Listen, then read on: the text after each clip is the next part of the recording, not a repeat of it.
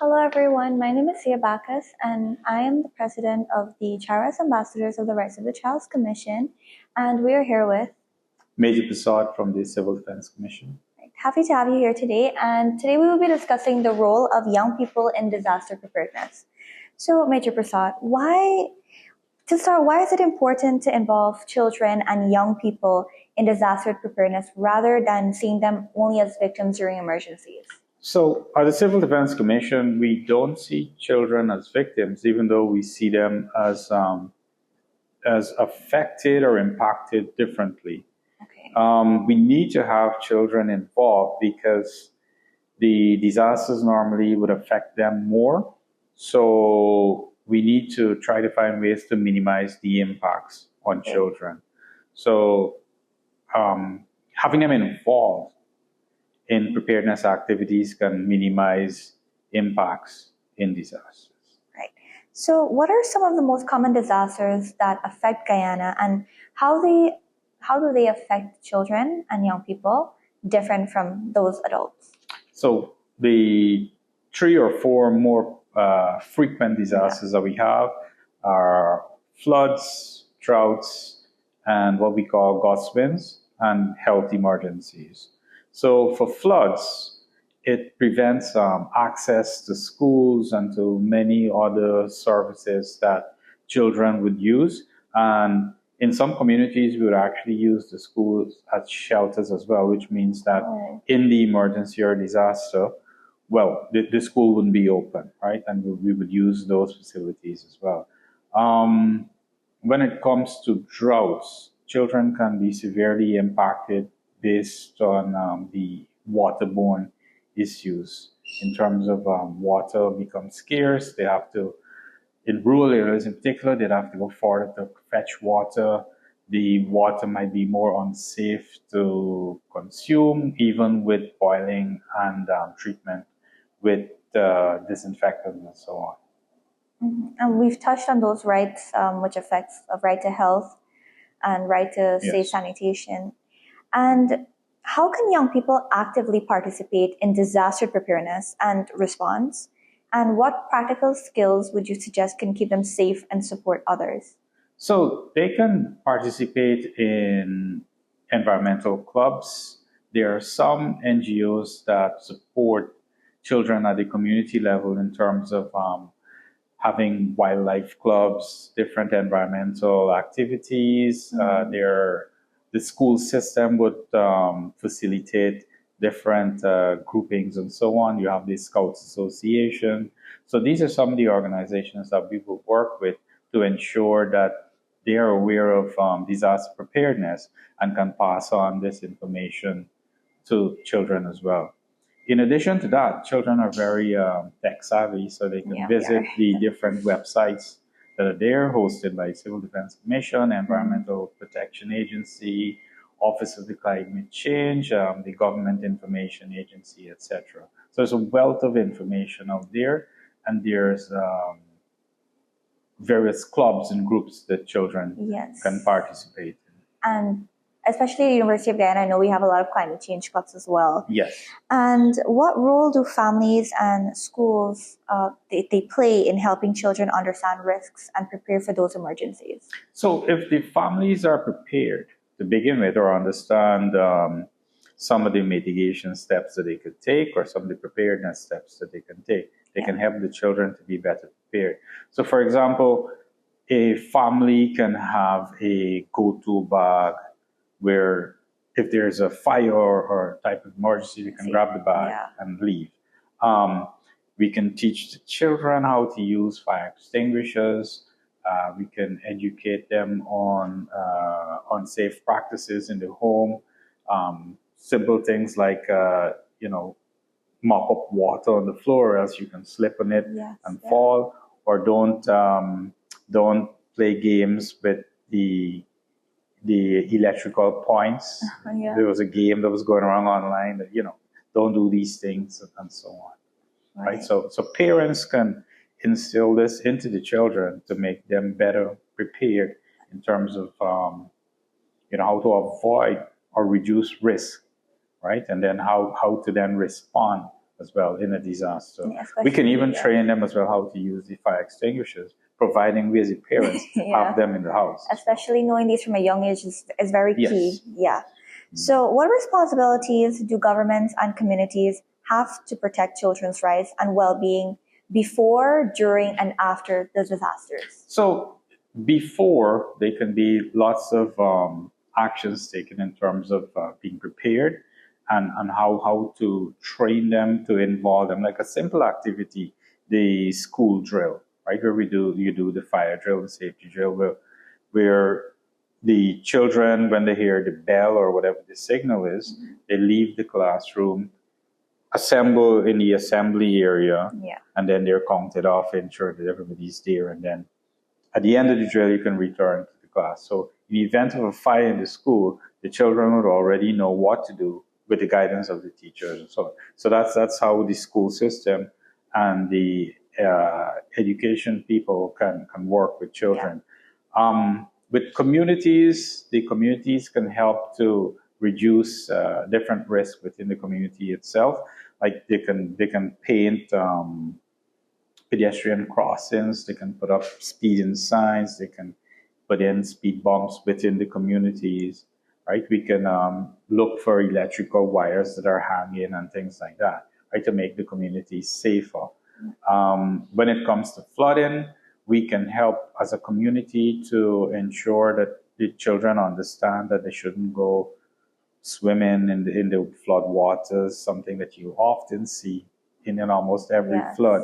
We can also help to train the children to swim. So if the water is high in the rivers and so on, there's a mishap, they can safely navigate their way out of the situation as well. Yeah. And what positive roles can young people play during and after the disaster without putting themselves at risk? So if the children start to understand what are safe practices as opposed to unsafe practices and how to reduce risk. Like, for example, for children in riverine communities, traveling by boat is a daily reality.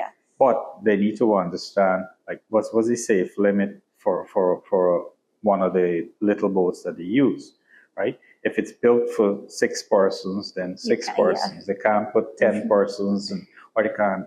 You shouldn't be horseplaying in the boat, because while some can swim, some may not be able to swim, right? So that's an example. And the same thing when it comes to public transportation as well.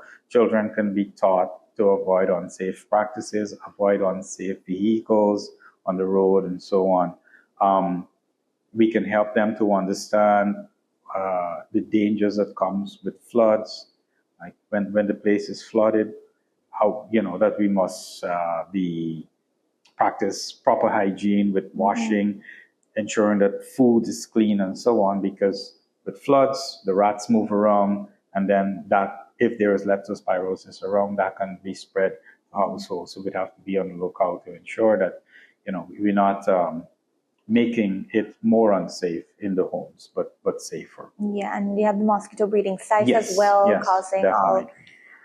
And especially dengue and stuff is on the rise. So where can I know we touched on this before, like tech savvy, but where can young people access training or the information or youth groups that help them get involved in disaster preparedness? So we've worked with youth groups in the past, and we will continue to work with youth groups. We also work with the Scouts Association, but outside of those few engagements, the different websites that are there would provide lots of information, and there would even be some places where you can get short online courses that children can access and participate in. Right? We work with youths from various groups. Like there is the Youth Emergency Action Committee that we would have worked with in the past, and we continue to work with. Hopefully, we can do more training with the youths in that group, and we would like to do more work with the Scouts as well.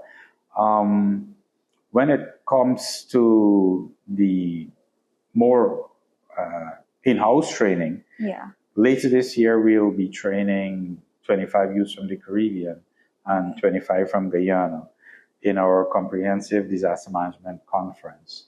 So 50 youths would be trained in what we call the community emergency response teams, where they can go back to the community and help other youths to understand, well, what can they do in a community emergency to ensure that, there is less harm and early recovery and so on.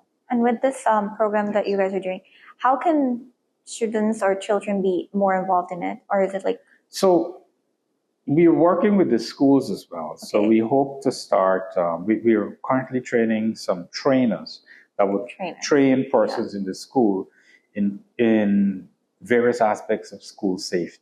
Right? How do we make the school safer from natural hazards, safer from some man-made hazards and incidents and so on. Right? So we'll be working at the school level. So that way we should reach more students or more children at a faster rate. Right. Pretty good.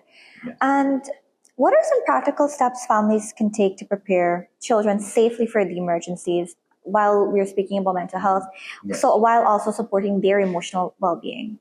Good. So we need the parents to help the children to understand that, in an emergency, a natural or man-made hazard, when it occurs, that it's not the end. You don't have to panic. You can actually negotiate your way safely out of the situation. So we can have different training at the household level. Parents can help them to understand the drills as well, help them to understand like basic safety, that things that you must do. For example, that you leave the key in the door instead of having it somewhere else. So if there's an emergency, it's already in the door. You can open the door and exit safely. You have your go-to bag. If it's the dry season, you stock up on water supplies. If it's the rainy season, you stock up on food supplies. So if the area is flooded, you don't have to wade through the flood waters to go to the shop to get, basic food items that you should have stocked up on before. So there's different things that we can do at a household level to prepare and to have children understand the risks that are there and how to minimize them and keep themselves safe in an emergency. Yeah, you've mentioned a few steps that we can take for the approaching El Nino and El Niña season. Yes. So what advice would you give to a young person who wants to help their community become more safer and more prepared for disasters? Good. So first, they need to understand what is disaster risk reduction. Well, that comes with understanding the hazard and what different risks it poses at the individual level, to the household, to the community, and what they can do to minimize this. And once they understand that, then they can help to teach others, ensure that family members, their friends, school groups, etc., can understand these concepts and what they need to do in order to not only minimize the risk, but if possible, to even remove the risk totally from the community as well. And can you briefly go and explain what the disaster risk reduction is? Good. So disaster risk reduction is basically a concept of understanding the risks that are there. For example, with floods you have drowning risk, you have risks of other incidents. Yeah. In some cases, people can be electrocuted.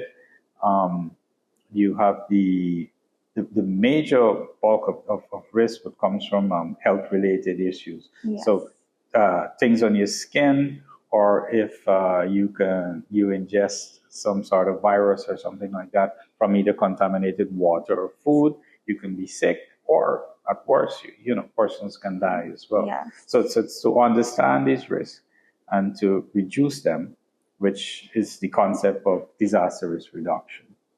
Okay. So, and finally, to wrap up, if young people could remember just one thing about disaster preparedness, what should it be? So, yes, a prepared person can save lives, right? It sounds as though it's out of reach of the out of reach for a child, but no, it is true. A prepared child can save lives. Especially not just the equipment alone, but once you have that knowledge. Yes. Yeah. Because children can, they can be given different roles in disaster management, disaster response. They would know where or they should know in their communities where the elderly or differently able persons are and so on. And they can even help adults to reach those people and to assist them. So evacuation. Evacuation. Emergency methods. Food, medicines, and so on. Right. Do you have any final words? Yes. So the Civil Defense Commission is willing to partner with youth groups, and different stakeholders to ensure that we can reduce the impacts of hazards and emergencies and disasters in the country. So we look forward to working with the young people and ensuring that we're better prepared for the future. Yeah, we look forward to working with you too. Yes. So thank you so much for sharing with us on this main topic, especially with the rise in climate change, which affects, increase of flooding, increase of droughts.